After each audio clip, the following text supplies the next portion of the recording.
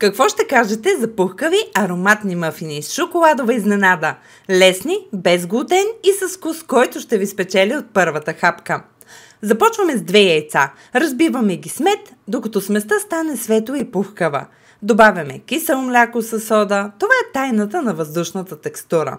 Зехтинът прави мъфините сочни, а ванилията добавя онзи нежен аромат, който усещаме още преди да са изпечени.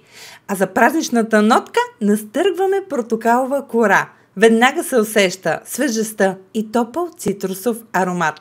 А сега звездата – оризовото брашно панино. То прави мъфините леки и ефирни, без да са тежки. Добавяме и щипка сол, защото добрият баланс на вкусовете е ключов. Време е за шоколад. Изсипваме шоколадови капки в сместа и разбъркваме внимателно. Ще се разтопят по време на печенето и ще направят мъфините неустоими. Разпределяме тестото във формички и печем в предварително загрята фурна на 180 градуса. Пухкави, златисти и с разтапя шоколад отвътре. А за финален штрих поръсваме с пудра захар и още малко портокалова кора. Великден никога не е бил толкова вкусен. Опитайте тези мъфини с оризово брашно панино, с тях всяко ястие е любимо.